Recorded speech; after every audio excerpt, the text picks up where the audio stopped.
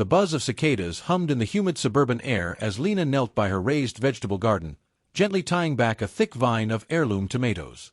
The edges of the early morning sun shimmered across the black matte finish of her Jeep parked just beyond the garage. The garden was thriving, but apparently it was a violation of community harmony. She heard the boots before she saw them, cheap tactical knockoffs stomping through mulch like they were clearing a combat zone. A clipboard. Aviators. The HOA patch poorly stitched on a military-style vest. It was Derek, the overzealous enforcement officer of Greenbrier Estates. "You've been warned, Miss Royce. Per Code 14.7b, non-decorative vegetable cultivation is prohibited in front-facing spaces." Lena stood slowly. Her gloved hands dusted off with a quiet pat. "It's tomatoes, Derek. Not landmines." He raised the taser. "Final warning." Lena tilted her head. "You're actually going to shoot me over a tomato?" The taser crackled. He fired. Her body jerked once, but Lena didn't fall. Her knees buckled slightly, yes, but her posture remained unsettlingly upright, defiant. She looked up, her expression steady and almost amused. "You're gonna regret that," she said softly. In the distance, Derek didn't notice the shimmer of light on glass from 3 separate rooftops. Laser dots danced across his vest and neck. Lena's old team had been watching. They didn't miss. As the crackle of the taser faded, Lena exhaled deeply, straightened up, and calmly pulled the prongs from her shirt. Her fingers moved with the methodical precision of someone who'd done field triage under gunfire. Her eyes never left Derek. "You got one hell of a shake on your trigger hand," she said. "You ever consider yoga?" Derek stepped back, suddenly unsure. You resisted lawful HOA enforcement. That's a second-tier infraction." "Did I resist?" she interrupted. "Or did I just not fall down?" Derek flinched as a cardinal chirped from a nearby fence post. The chirp was answered by a high-pitched audio ping in Lena's earpiece. Her expression barely changed, but inside she was smiling. She turned, calmly gathered her gardening tools, and walked into the garage like nothing had happened. Derek stood frozen, taser dangling from his hand, unsure whether he'd just won or lost something. Inside, Lena tapped twice on a barely visible keypad inside a storage shelf. A hidden panel slid open, revealing her war room, surveillance monitors, folders, tactical plans, HOA files, neighborhood schematics. She dropped the garden gloves next to a photo of Carrie Withers, circled in red ink. "War it is," she muttered.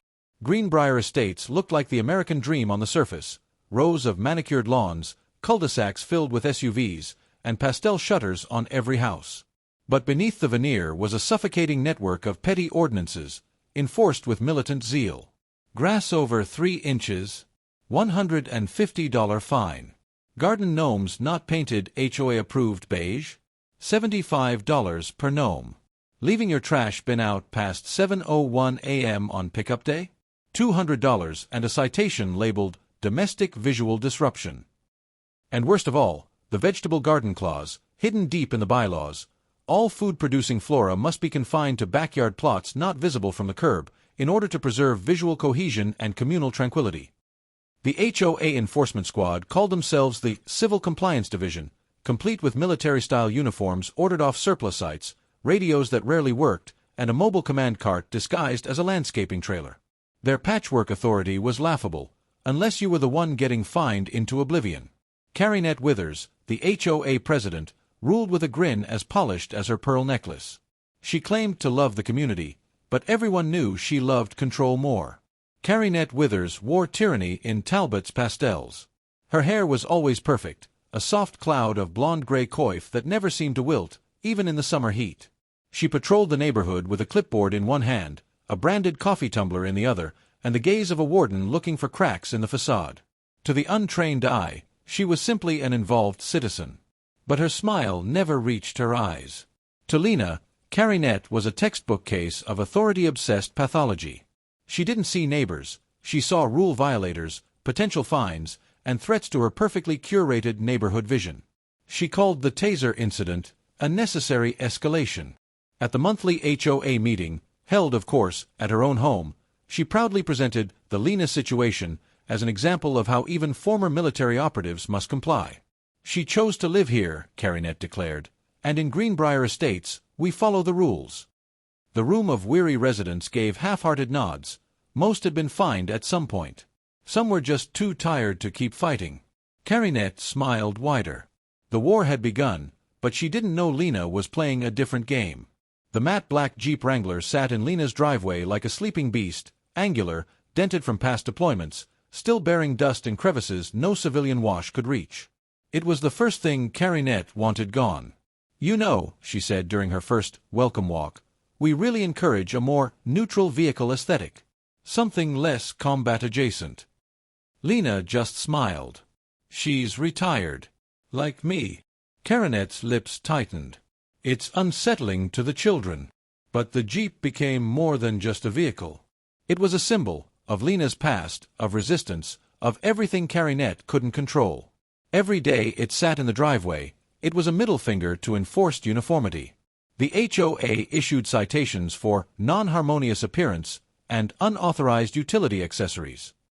They fined her for the oversized tires, for the grill guard, for the slight rumble of the engine, as if the sound itself threatened the peace. One morning, Lena found a passive-aggressive note tucked under her windshield wiper.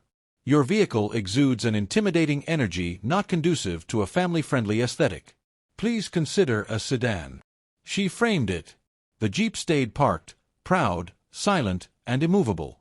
At first glance, it looked like an old landscaping van, sun-bleached paint, magnetic lawn legends, logo crooked on the side, a few plastic rakes visible through the rear window. But Lena knew better. The van had been parked exactly 17 feet from her mailbox for 3 days straight. It never moved. The windows were always fogged from the inside. And one night, at precisely 3:17 a.m., she saw a faint red LED flicker behind the windshield. They were watching. Inside her war room, Lena pulled up thermal drone footage captured by a micro-quadcopter she'd launched from a birdhouse disguised as a decorative owl. The footage revealed 2 HOA enforcers in mismatched camo and oversized headphones, sweating over walkie-talkies and scribbling notes on a whiteboard labeled Lena Movements. They'd turned the van into a cheap surveillance unit, powered by a generator that coughed every 6 minutes and overheated by noon. She marked the engine's weak spot in her notes. Then she smiled. "Let them watch," she whispered. "I've got better cameras." By the next morning, she'd hacked their wireless feed. Every movement they logged, she saw first. It happened at 5:05 a.m. Lena was awake, of course, her internal clock still wired for combat zones and perimeter checks. She was sipping black coffee in her garage, reviewing notes, when she saw them through her rear camera. 4 HOA enforcers, 2 in reflective vests, one carrying head shears like a machete, the last one filming with a GoPro strapped to a hard hat. They moved in formation, creeping across her lawn like mall ninjas on a mission from God. She could hear them muttering. "She's got zucchini growing under the sunflowers. That's a clear code violation. No edible flora within 15 feet of the street. Get the shears ready."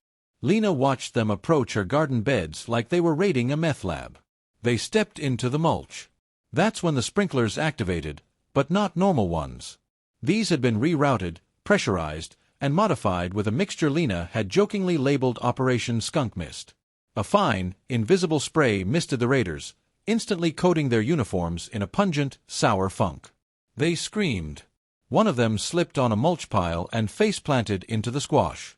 The guy with the GoPro shrieked, "I can't see, IT burns." Lena stepped out onto the porch, mug in hand. "You trespassed," she said calmly. "Under Article 22.1 of your own bylaws, that's a federal-level HOA breach." They fled, trailing shears and shame. After the failed raid, Derek, the taser-happy enforcer from before, began to unravel. His obsession with Lena had turned into paranoia. He started carrying 2 tasers. He began accusing his own team of being compromised. He swore he saw Lena's Jeep following him to the gas station. At the next HOA board meeting, held at Carinette's patio beneath twinkling fairy lights, Derek lost it. "She's organizing," he snapped. "I saw her talking to the Johnsons. They're off code too. I swear I saw a rogue pepper plant behind their trellis." Carinette calmly sipped her Chardonnay. Derek, please. No, you don't get it, he barked, slamming a folder of photos down. She's planning something. She's got files. Cameras. One of our vans had a chemical incident. The board members glanced at each other uncomfortably. Maybe you're projecting, Carinette offered smoothly. Perhaps take a week off? Clear your head. I won't, he shouted. She's got lasers. I saw a dot on my chest the other day. It followed me when I moved. That was a hummingbird, someone muttered. Derek ripped off his HOA patch and stormed out. He was last seen ranting about domestic insurgents in the cul-de-sac, barefoot and holding a watering can like a grenade. Word spread fast. It started when Mrs. Chong down the block stopped hiding her cucumbers and let them spill into view. Then the Johnsons turned their whole front yard into a wild tangle of herbs and greens, complete with a cheeky sign, "We kale for freedom." Someone stuck a zucchini in Carinette's mailbox. The rebellion had begun. Neighbors who'd once kept their heads down began quietly stopping by Lena's garage, speaking in hushed tones. "I've got strawberries in pots. I could move them to the driveway. Can you teach me how to rig those sprinkler traps?" I printed 20 fake HOA violation slips and put them on Carinette's car every hour. One by one, the oppressed found their courage. Lena wasn't organizing them in the traditional sense. She simply existed, a defiant icon in boots and camo pants, standing her ground. Her presence gave others permission to resist. The power structure cracked. Fines were challenged. Hearings were flooded with community members quoting bylaws back at the board. Carinette issued memos. She threatened lawsuits. The people ignored her. Carinette Withers sat stiffly in her sunroom, a tension headache burrowing behind her designer glasses. She'd called an emergency HOA executive session, but only 2 board members showed up. The others claimed urgent composting. Across the street, Lena's garden bloomed like a victory banner, sunflowers as tall as street signs, a riot of basil and peppers spilling over into reclaimed buckets. Kids rode bikes through chalk-drawn mazes on sidewalks. A gnome wearing sunglasses and a camo vest stood proudly in a neighbor's front lawn. Order was slipping. She gripped her teacup like a stress ball. Her perfect community, crumbling. The neighborhood newsletter went rogue, she said bitterly. They used Comic Sans. The vice president of the board, a timid retiree named Mark, cleared his throat. Carinette, maybe we've gone too far? People just want to grow food and paint their fences, you know. Carinette turned on him with nuclear chill. It starts with tomatoes, she hissed. Then it's chickens. Then yurts. Then chaos. But her voice cracked slightly. She could feel the unraveling in her bones. The board was fractured. The people had tasted rebellion. And worst of all, her greatest enemy hadn't even gone on offense. Yet. On a calm Saturday morning, Lena rolled out her latest maneuver, the Declaration of Green Dependence. It wasn't just a manifesto. It was a movement.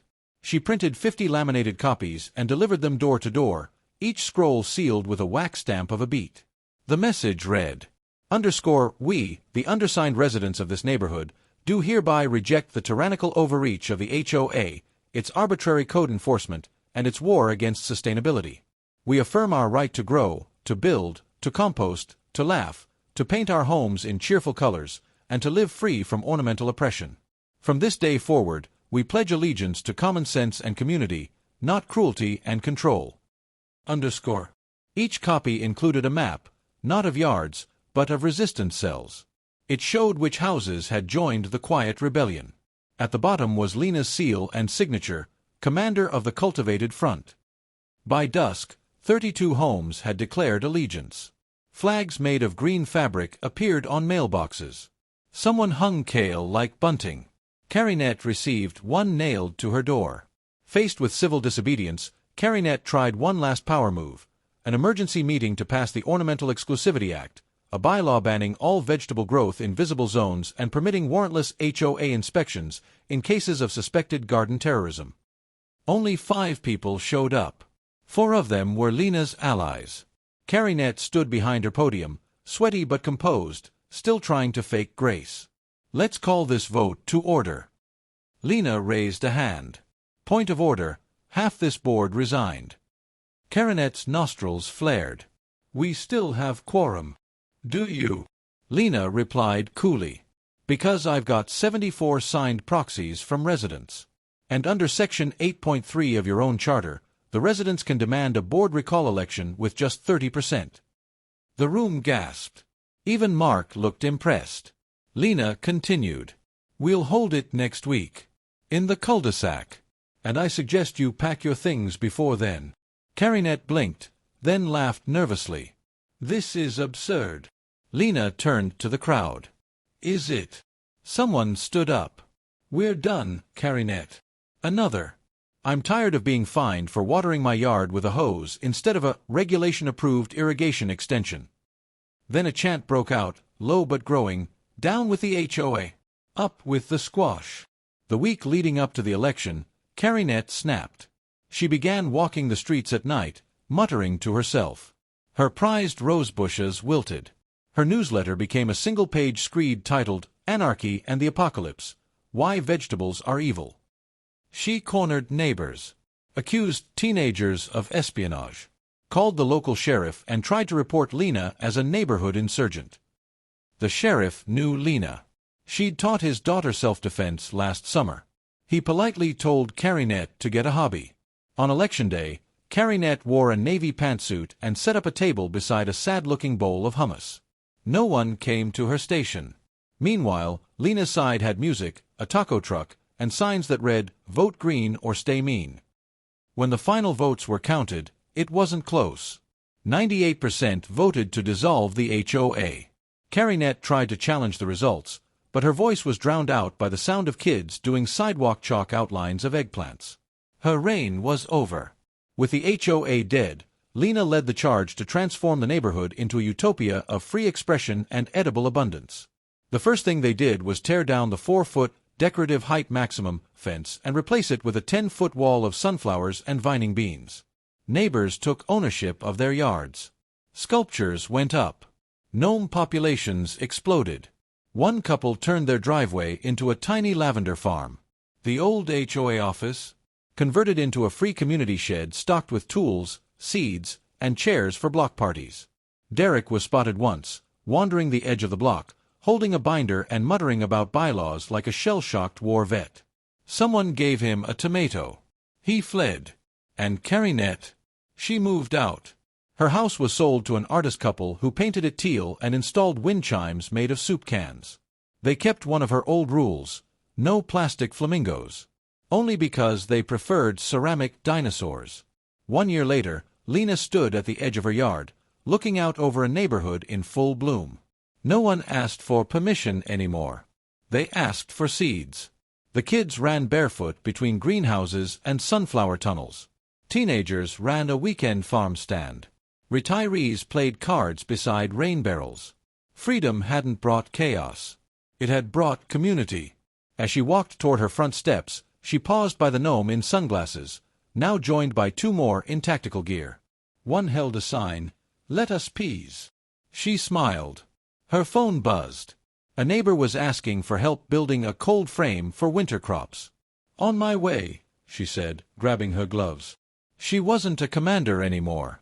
She was a gardener, a friend, a neighbor, and the war was over.